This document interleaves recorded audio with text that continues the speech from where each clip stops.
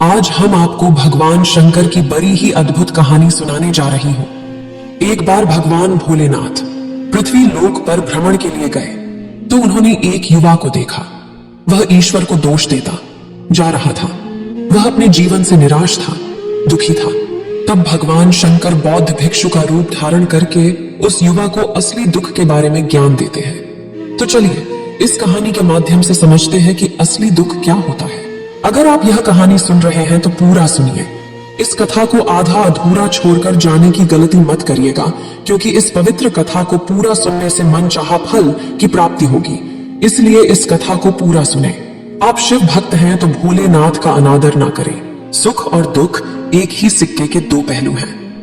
ये बात तो आपने सुनी ही होगी। सुख और दुख हमारे जीवन में लगातार आते ही रहते हैं और हमें लगता है कि हमारे जीवन में हजारों दुख हैं, हजारों समस्याएं हैं। लेकिन अगर आप वास्तविक तौर पर देखें, अगर आप इस बात को अच्छी तरह से समझें, तो आप यह समझ पाएंगे कि हमारे जीवन में केवल एक ही दुख होता है। और दुख क्या है वो हम इस कहानी के माध्यम से जानेंगे। और उस दुख का निवारण, उस दुख का समाधान क्या है, वो भी हम इस कहानी में ही जानेंगे। तो इस कहानी के अंत तक जरूर बने रहिए। एक समय की बात है, एक गांव में एक व्यक्ति रहता था। उसका नाम सोनू था। वह बड़ा आलसी था और अपने जीवन से बहुत निराश था। और उसका कारण यह था कि उसने अब तक अपने जीवन में कुछ भी हासिल नहीं किया था। वह कुछ भी नहीं करता था। उसके घर वाले भी इस बात से बहुत परेशान रहते थे। वे चाहते थे कि वे बाहर जाकर कुछ अच्छा काम करे, कोई अच्छी नौकरी कर ले, लेकिन वह उनकी एक नहीं सुनता था। उसके घर वाले दूसरों का उदाहरण देकर उसे ताने मारते थे, उसे तरह तरह की बातें कहते थे, लेकिन उसे कोई फर्क नहीं पड़ता था। जबकि उसके सारे मित्र कामयाब हो चुके थे। कोई अच्छा व्यापार कर रहा था तो कोई अच्छी नौकरी कर रहा था, जिस कारण जब भी वो लोग मिलते तो वे लोग अपनी बढ़ चढ़कर बड़ाई किया करते। लेकिन सोनू कुछ नहीं करता था, जिस कारण जब भी कोई उससे पूछता कि तुम क्या कर रहे हो, तो वह कुछ नहीं कह पाता। उसे यह कहने में बहुत शर्म महसूस होती थी कि वह कुछ नहीं करता। वो हमेशा सबसे केवल एक ही बात कहता था कि मैं कोशिश कर रहा हूं। लेकिन उसकी कोशिशों का कोई भी फल किसी को नजर नहीं आ रहा था। देखते ही देखते अब ऐसा समय आ चुका था कि सोनू सभी से मुंह छिपाता फिरता, ताकि कोई उसे यह न पूछ ले कि तुम क्या करते हो, जिस कारण वो कभी किसी के सामने भी नहीं आता था। धीरे धीरे उसका मन दुखी होने लगा था। वह बहुत निराश रहने लगा था। उसे अब ऐसा प्रतीत होता था मानो वह इस धरती पर बोझ है, जिस कारण वो अपने आप को बहुत अकेला महसूस करता, बहुत तन्हा महसूस करता। एक दिन तो उसके मन में ये भी विचार उत्पन्न होने लगे कि मेरे हाथों में कुछ नहीं है तो मैं क्या कर सकता हूं। अकेले बैठकर वह रोता रहा और भगवान को दोष देता रहा। एक दिन छुपता छुपाता वह घर से निकलकर कहीं जा रहा था।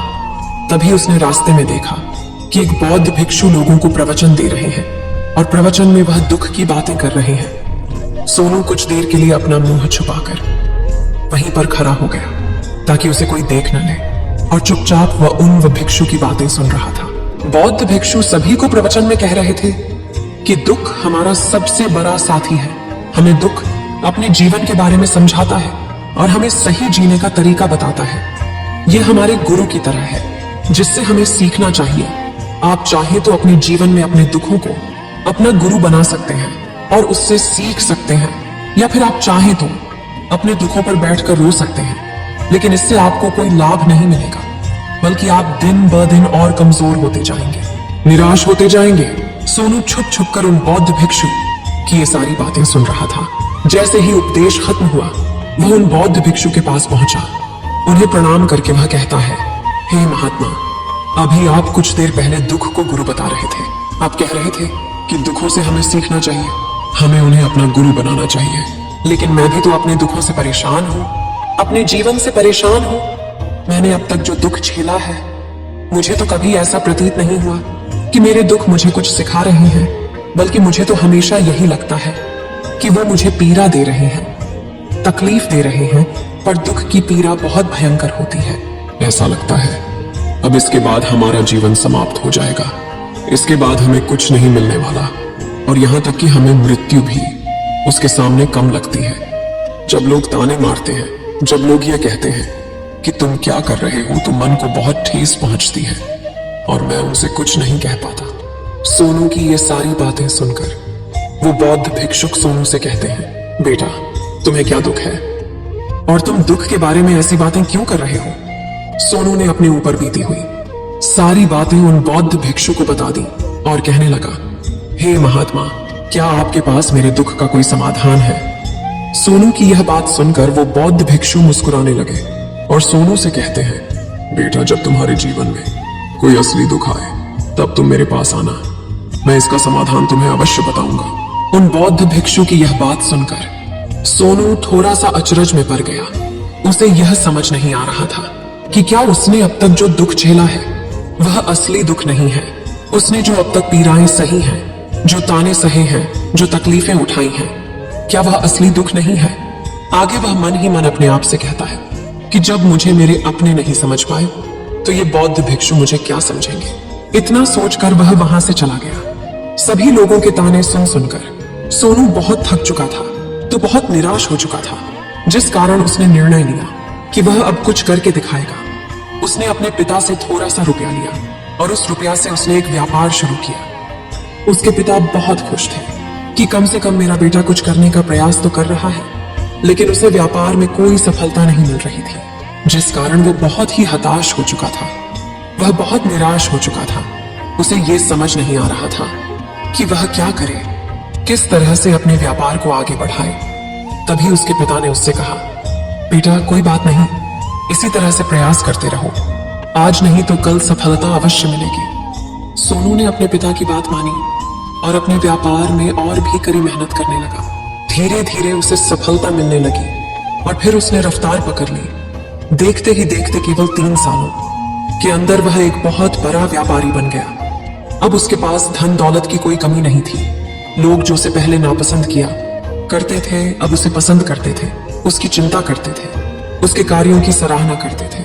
उसके माता पिता भी अब अपने बेटे से बहुत खुश थे और उसकी सफलता से वे अत्यंत प्रसन्न थे। धीरे धीरे सोनू के मित्रों की संख्या लगातार बढ़ती जा रही थी। सोनू के कुछ मित्रों ने उसे यह भी सलाह दी कि उसे अपना व्यापार और तेजी से बढ़ाना चाहिए, उसे और फैलाना चाहिए। जब तुम आज केवल इस नगर के सबसे बड़े व्यापारी हो तब तुम इतना खुश हो, तुम्हारे साथ ये सारे लोग हैं। वहीं पर तुम सोचो कि जब तुम इस राज्य के सबसे बड़े व्यापारी बन जाओगे तब तुम्हारे यहाँ पर लोगों की भीड़ लग जाएगी। लोग तुमसे मिलने के लिए समय निकालेंगे। यहाँ तक कि इस राज्य का राजा भी तुमसे मिलना चाहेगा, तुम्हारी तारीफ करेगा, और यदि कभी ऐसी जरूरत आन पड़ी तो वह तुमसे धन भी उधार लेने के लिए अवश्य आएगा। सोनू को अपने दोस्त की यह बात बहुत पसंद आई। सोनू ने सोचा कि मेरे मित्र सही कह रहे हैं, मुझे अपने व्यापार को और बड़ा करना चाहिए और फैलाना चाहिए, तभी तो हर कोई मेरे बारे में जान सकेगा, हर कोई मुझे पहचानेगा। उसने बिना देरी किए, अपने समय को बिना गवाए अपने व्यापार में और मेहनत करने लगा। लेकिन अब की बार उसके मन में धैर्य नहीं था, जिस कारण उसने कुछ अनुचित कदम उठाए ताकि उसका व्यापार जल्दी से जल्दी और बड़ा हो जाए। उसने कई लोगों से अधिक मात्रा में धन उधार ले लिया, जिससे उसके ऊपर अब काफी ऋण हो चुका था। और इतना ही नहीं, वो यहाँ पर नहीं रुका। उसने अधिक से अधिक मुनाफा कमाने के चक्कर में अपने माल की गुणवत्ता को भी खराब कर दिया, जिससे अब उसके माल में वह बात नहीं रह गई थी जो पहले हुआ करती थी। लेकिन वह अपने मित्रों की बात सुनता रहा। जैसा उसके मित्र कहते थे वो वैसा ही करता चला जा रहा था। यहाँ तक कि उसने अपने व्यापार को और भी तीव्रता से बढ़ाने के लिए अपने दूसरे छोटे व्यापारियों के खिलाफ षड्यंत्र भी रचने शुरू कर दिए, जिस कारण उसके मन में अब पहले जैसा वह सुकून नहीं था। उसे अब रातों को नींद नहीं आती थी।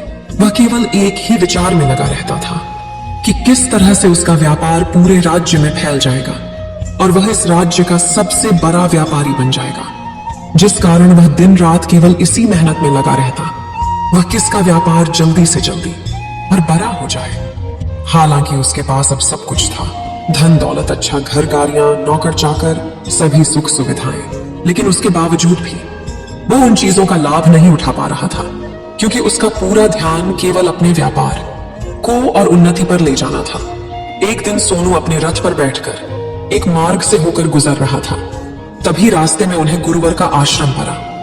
यह देखकर वह उन बौद्ध भिक्षु के पास गया और बौद्ध भिक्षु से कहने लगा, हे हे महात्मा, आपने कहा था कि जब मेरे जीवन में कोई असली दुख आए तब मैं आपके पास आऊं। इस कारण मैं यहाँ पर आया हूँ। आज मैं बहुत दुखी हूँ। मैं रातों को सो नहीं पाता। मेरे पास सब कुछ होते हुए भी मैं उनका लुत्फ नहीं उठा पाता। उसने अपनी सारी बातें एक एक करके उन बौद्ध भिक्षु को बता दी। तभी वह बौद्ध भिक्षु सोनू से कहते हैं, बेटा, जब तुम पहली बार आए थे तब भी तुम बहुत दुखी थे, लेकिन तब तुमने अपने दुख से क्या सीखा था? इसके जवाब में सोनू उन बौद्ध भिक्षु से कहता है, हे महात्मा, जब मैं अपने जीवन में कुछ नहीं कर पा रहा था तब मैंने अपने दुखों से यह सीखा था कि केवल सोचने मात्र से कुछ नहीं होगा। उसके लिए हमें कुछ करना भी पड़ेगा, और केवल कोई कर्म करना ही हमें सफल नहीं बनाता, बल्कि उस कर्म को उसके अंजाम तक पहुंचाना हमें सफल बनाता है।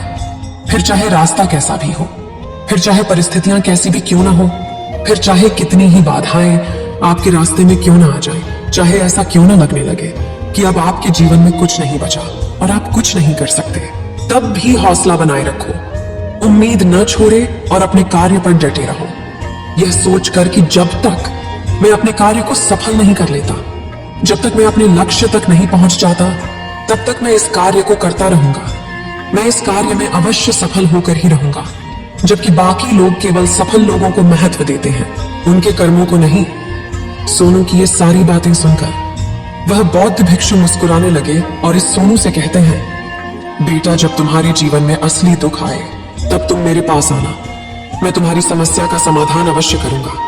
इतना कहकर वह बौद्ध भिक्षु वहां से उठकर चले गए। सोनू एक बार फिर से उनकी ये बातें सुनकर आश्चर्यचकित रह गया। उसे अब यह समझ नहीं आ रहा था कि क्या उसने जो दुख देखा है, उससे जो तकलीफें अब तक सही हैं, क्या वह असली दुख नहीं है? उसके मन में अब एक सवाल उत्पन्न होने लगा कि असली दुख क्या है और इसकी पहचान क्या है, और मुझे कैसे पता चलेगा कि इस समय में असली दुख मैं हूं। लेकिन उसने कुछ नहीं कहा। वह यह सब सोच ही रहा था कि तभी वह बौद्ध भिक्षु सोनू के पास एक बड़ा सा घड़ा लेकर पहुंच जाते हैं। उस घड़े के अंदर सोने के सिक्के थे।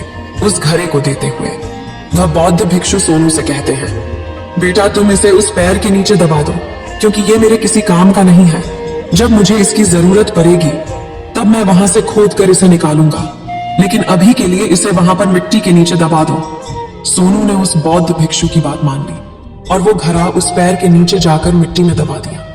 इतना करके वह गुरुवर को प्रणाम करता है और वहां से वापस अपने घर की ओर लौट जाता है। धीरे धीरे समय बीतता गया।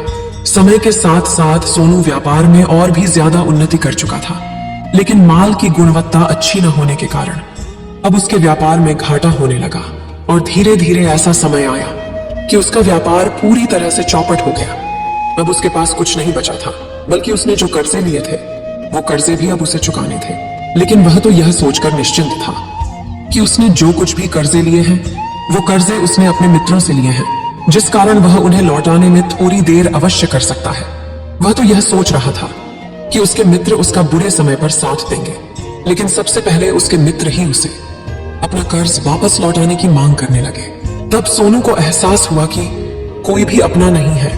उसने अपने मित्रों से उस कर्ज को लौटाने के लिए थोड़ी सी मोहलत मांगी, लेकिन सोनू के किसी भी मित्र ने उसे कर्ज लौटाने के लिए वह मोहलत नहीं दी, बल्कि वे लोग उसे जान से मारने की धमकी देने लगे। अपने मित्रों के मुंह से यह सब सुनकर सोनू बहुत ही आश्चर्यचकित रह गया। वह जो कुछ सोच रहा था सब कुछ उल्टा पड़ गया। जिस व्यापार के चलते उसके इतने मित्र बने थे, इतने शुभ चिंतक बने थे, वे सब उससे दूर जाने लगे थे। हर कोई उससे पीछा छुड़ाना चाहता था, कोई भी उसका साथ नहीं देना चाहता था। धीरे धीरे उसकी सारी संपत्ति नीलाम हो गई। अब उसके पास कुछ नहीं बचा था। वह सड़क पर आ चुका था। उसने हार मानकर अपने माता पिता से कहा, पिताजी, मेरी मदद कीजिए, मेरे ऊपर बहुत ऋण है, मुझे उसे लौटाना है, कृपा करके मुझे थोड़ा सा धन दे दीजिए। इस पर सोनू के पिता ने सोनू से कहा, बेटा, मेरे पास तो ले देकर बस यही एक छोटा सा घर है। अगर ये अभी मैं तुम्हें दे दूं, यदि मैं इसे भी बेच दूं, तो मैं और तुम्हारी माँ कहाँ रहेंगे? हमें भी दर दर की ठोकरें खानी पड़ेगी, हमें भी सड़कों पर भीख मांगनी पड़ेगी। ले देकर अब हमारे पास केवल यही संपत्ति बची है, इसलिए मैं तुमसे क्षमा मांगता हूं। अपने माता पिता के मुख से यह सुनकर सोनू चुपचाप वहां से चला गया और मन ही मन वह सोच रहा था कि अब मेरे पास कुछ नहीं बचा। जो था वह तो सब लुट गया, बर्बाद हो गया। अब मैं जीकर क्या करूंगा? अब मेरे पास केवल एक ही रास्ता है जिससे मैं अपने कर्जदारों से अपना पीछा छुड़ा सकता हूं। यह सोचता हुआ वह एक ऊंची पहाड़ी की ओर पहुंचा। वह पहाड़ी पर चढ़ता ही जा रहा था कि तभी उसे याद आया कि उन बौद्ध भिक्षु ने कहा था कि जब तुम पर असली दुख आए तभी तुम मेरे पास आना, मैं तुम्हारी समस्या का समाधान अवश्य करूंगा। यह सोचकर सोनू के मन में एक बार फिर उम्मीद की। वह लहर दौड़ पड़ी। सोनू तुरंत दौड़ता हुआ उन बौद्ध भिक्षु के पास पहुंचा और सोनू ने उन्हें प्रणाम करके अपने ऊपर बीती हुई हर एक बात उन्हें बता दी और कहने लगा, हे महात्मा, आपने कहा था कि जब मेरे ऊपर असली दुख आएगा तब आप उसका समाधान अवश्य करेंगे। तभी वह बौद्ध भिक्षु सोनू की इस बात को सुनकर मुस्कुराने लगे और कहते हैं, बेटा, कहां है असली दुख? जब तुम्हारे जीवन में असली दुख आएगा तो मैं उसका समाधान अवश्य करूंगा। उन बौद्ध भिक्षु के मुख से यह सुनकर सोनू के सब्र का बांध टूट गया और सोनू ने उन बौद्ध भिक्षुओं से कहा, हे महात्मा, आखिरी असली दुख क्या होता है? क्या मैंने आज तक जो भी दुख झेला है, जो भी तकलीफें आज तक मैंने सही हैं, क्या ये दुख नहीं है? क्या इसे दुख नहीं कहते? तभी वो बौद्ध भिक्षु सोनू से कहते हैं, बेटा, पहले तुम मुझे ये बताओ कि तुमने अपने दुख से क्या सीखा है।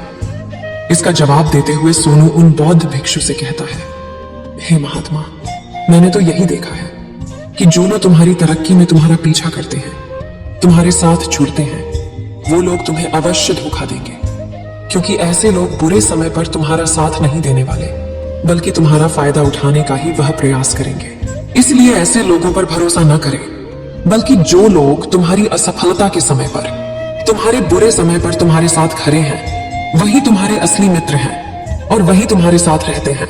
और ऐसे लोग तुम्हें बहुत कम मिलते हैं, और जिन्हें भी ऐसे लोग मिलते हैं उन्हें हमेशा उनकी कद्र करनी चाहिए।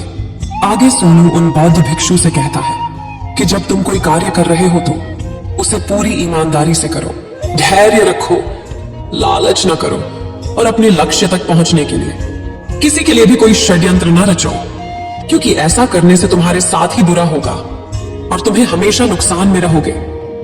सोनू की ये सारी बातें सुनकर बौद्ध भिक्षु उस पैर के पास पहुंचे।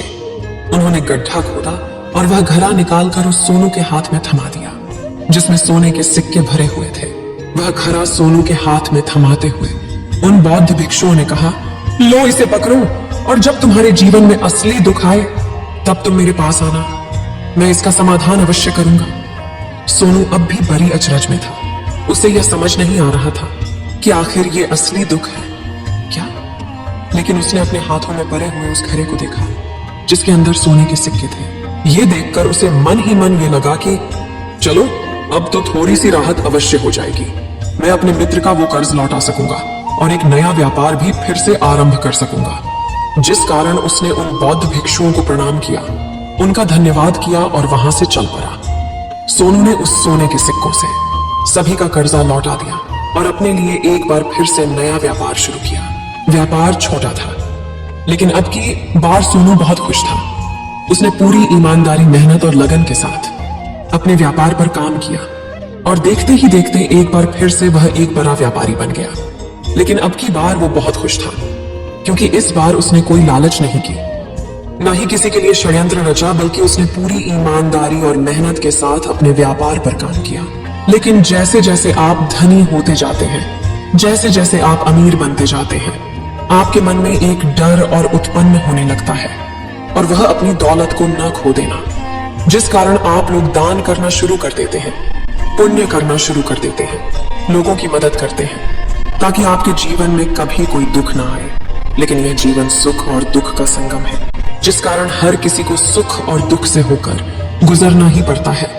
इसी वजह से एक बार फिर से सोनू के जीवन में एक और दुख उत्पन्न हुआ। अब की बार उसके माता और पिता दोनों की मृत्यु हो गई।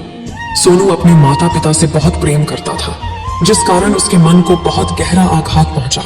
जब आखिरी बार वह उन्हें देख रहा था तो उसके मन में हजारों सवाल उत्पन्न होने लगे। वह अपने घर लौटा। घर लौटकर उसने देखा कि जिस संपत्ति के लिए वह हमेशा लड़ते झगड़ते रहते थे, आज उसकी देखभाल के लिए कोई नहीं था। उसके माता पिता ने जो भी मेहनत की, जो भी अपने जीवन में इकट्ठा किया, सब यही रह गया। लेकिन अब सब कुछ खत्म हो चुका था और सोनू का मन अब बहुत बेचैन हो रहा था। उसके मन में हजारों सवाल उत्पन्न हो रहे थे और वह अपने आप को बहुत अकेला महसूस कर रहा था। उसे बहुत खाली सा महसूस हो रहा था। उसने इधर उधर देखा लेकिन उसे कुछ समझ नहीं आया। तभी उसे उन बौद्ध भिक्षु की याद आई। वे तुरंत ही भागा भागा उन बौद्ध भिक्षु के पास पहुंचा। उसे देखते ही उन बौद्ध भिक्षु ने सोनू से सवाल किया और कहा, क्या बात है बेटा, क्या कोई फिर से दुख आन पड़ा है? तभी सोनू ने कहा, नहीं गुरुदेव, अब तो सब ठीक है, लेकिन आज मेरे माता पिता की मृत्यु हो गई और मैं बहुत अकेला महसूस कर रहा हूँ। मैं बहुत दुखी महसूस कर रहा हूँ, जैसे कुछ खाली सा है, जैसे कुछ अकेलापन सा। तभी वह बौद्ध भिक्षु सोनू से कहते हैं, बेटा, इसमें दुखी होने वाली बात क्या है? यह तो जीवन है, एक दिन तो सभी को जाना है। यहाँ पर कोई भी रहने नहीं आया और ना ही कोई रहेगा। हम सब एक ना एक दिन मृत्यु को प्राप्त हो ही जाएंगे और मृत्यु कब आएगी ये किसी को नहीं पता। हो सकता है कि तुम्हारी मृत्यु कल ही हो जाएगी या फिर आज और अभी। यह सुनकर सोनू आश्चर्यचकित रह गया। उसने उन बौद्ध भिक्षु से कहा, हे महाराज, आप ये क्या कह रहे हैं? मैं तो अभी जवान हूं और मुझे तो अभी अपनी पूरी उम्र जीना है। मैं तो जीना चाहता हूं, कुछ करना चाहता हूं, और आप कह रहे हैं कि मैं कभी भी मृत्यु को प्राप्त हो सकता हूं। इस पर वो बौद्ध भिक्षु सोनू से कहते हैं, बंदे, इस भ्रम में मत रहना कि मृत्यु केवल बूढ़े को आती है। बूढ़ों के सामने तो उनके जवान बच्चे तक मर जाते हैं। मृत्यु कभी किसी की उम्र देखकर नहीं आती और ना ही किसी को बताकर आती है। उन बौद्ध भिक्षु के मुख से ये सारी बातें सुनकर सोनू और भी ज्यादा बेचैन हो गया और वो चुपचाप वहां से चला गया। उसके मन का वो खालीपन अब भी वैसे ही था। वह भी अपने आप को बहुत अकेला महसूस कर रहा था। उसके बाद से उसका मन अपने व्यापार में भी नहीं लगता। जब भी वह कोई कार्य करता तो उसके मन में ढेर सारे प्रश्न उठने लगते हैं। वो क्या कर रहा है, क्यों कर रहा है, और उसने इस कार्य को क्यों किया? उसके मन में अब एक और प्रश्न उत्पन्न होने लगा था, क्या हम यहाँ पर केवल इसीलिए आते हैं कि इस जीवन को भोगे और एक दिन मृत्यु को प्राप्त हो जाए? वह यह समझ नहीं पा रहा था कि जीवन का असली मतलब क्या है। उसने कई विद्वानों से पूछा, अपनी तरफ से जो मुमकिन हो सकता था खोजबीन की, लेकिन उसे कोई भी जवाब नहीं मिल पा रहा था। और जब उसे कोई जवाब नहीं मिला तो उसका दुख और भी बढ़ गया, जिस कारण उसके मन की बेचैनी और भी बढ़ चुकी थी और उसे यह समझ नहीं आ रहा था कि वह क्या करे, कहां जाए, किससे पूछे। तभी उसे फिर से उन बौद्ध भिक्षु की याद आई। वे एक बार फिर से उन बौद्ध भिक्षु के पास पहुंचा और उसने अपने मन की सारी बातें उन गुरुवर को बता दी। तभी वो बौद्ध भिक्षु मुस्कुराने लगे और सोनू से कहते हैं, बेटा, आज पहली बार तुम्हारे जीवन में असली दुख उत्पन्न हुआ है। वास्तव में तो यही है जिसे हम दुख कह सकते हैं, जो दुख कहलाने लायक है कि हमें पता ही नहीं हम क्या कर रहे हैं, कहां जा रहे, क्यों जा रहे हैं, वो कौन है, क्या है, क्यों है, हम क्या करना चाहते हैं। तभी सोनू ने कहा, हे महात्मा, मेरे इस दुख का समाधान कीजिए, मुझे इस दुख का निवारण दीजिए। तभी वह बौद्ध भिक्षु सोनू से कहते हैं, हम सबके अंदर क्रोध, लालच, लोभ जैसी कई वासनाएं हमारे अंदर घर करके बैठ जाती हैं, जिस कारण हम अपने जीवन को टुकड़ों में जीते हैं और हमारी चेतना कभी एक नहीं हो पाती। हम कभी एक जगह सोच नहीं पाते, समझ नहीं पाते और हमारी ऊर्जा शक्ति भी पूरी तरह से छिन्न भिन्न हो जाती है।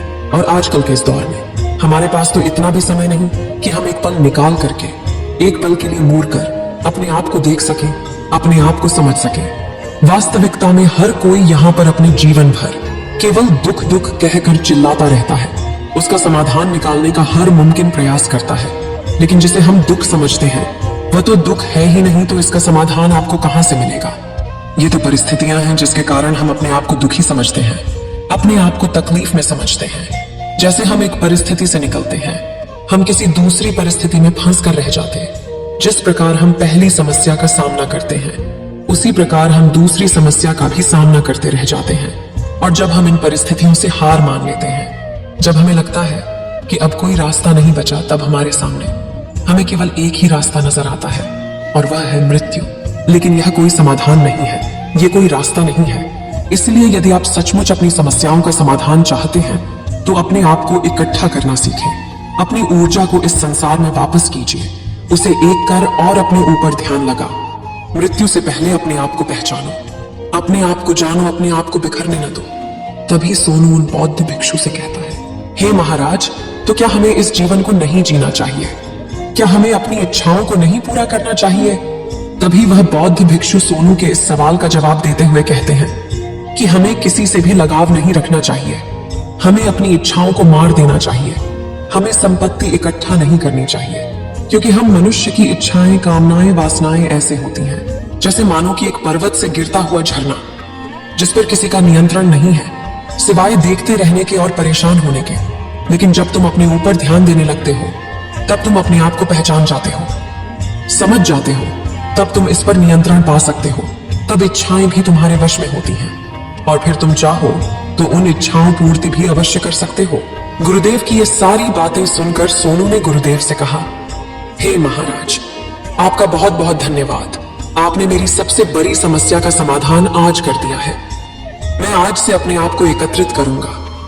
गुरुदेव, मानव शरीर में बहुत ऊर्जा है, बहुत शक्ति है, पर वह बेकार के कामों में लग जाती है, जिस कारण हमारा जीवन भी बेकार की चीजों में लगा रहता है। लेकिन हम कभी भी इस पर अपना ध्यान नहीं देते। हम कभी भी अपनी ऊर्जा को केंद्रित नहीं करते, अपने ऊपर कभी ध्यान नहीं देते। हमारा जीवन भी कुछ ऐसा ही है। हम अपने जीवन में हमेशा अपने आप से ऊपर वाले से सवाल करते रहते हैं कि हमारे जीवन में इतना दुख क्यों है। हम सभी के मन यह सवाल तो अवश्य ही उठता है, और इसका जवाब है कि वह ईश्वर यह चाहता है कि हम अपने जीवन के अंतिम दुख तक पहुंच सके, उस गहराई तक पहुंच सके जहां पर हमें यह पता चल सके कि हमने अभी तक अपने आप को नहीं जाना, अपने आप को नहीं पहचाना। मानव शरीर के अंदर जो ऊर्जा है, जो शक्ति है, उसके बारे में हम अभी तक नहीं जानते। हम अपने आप को चाहे तो एकत्रित कर सकते हैं, अपने आप पर नियंत्रण पा सकते हैं, लेकिन हम अपनी इस ऊर्जा का बेअर्थ उपयोग करते रहते, व्यर्थ की चीजों में लगा देते, जिस कारण हम अपने आप को कभी नहीं पहचान पाते और ना ही कभी अपने आप पर नियंत्रण पा सकते हैं। लेकिन यदि आप अपने आप को जानना चाहते हैं, अपने आप को पहचानना चाहते हैं, तो पहले आपको खुद को एकत्रित करना होगा, अर्थात ध्यान लगाना होगा। ध्यान से ही आप अपने दुखों की उन समस्याओं का समाधान निकाल सकते हैं, और तभी आप अपने आप को पहचान सकते हैं, जान सकते हैं और अपने जीवन के हर दुखों का समाधान भी कर सकते हैं। इस वीडियो को बोलते समय कोई त्रुटि हो तो मैं क्षमा चाहती हूँ। उम्मीद है आप सभी को यह वीडियो अच्छी लगी होगी। अगर आप शिव के सच्चे भक्त हैं तो चैनल को सब्सक्राइब और वीडियो को लाइक करके कमेंट में हर हर महादेव लिख दीजिए।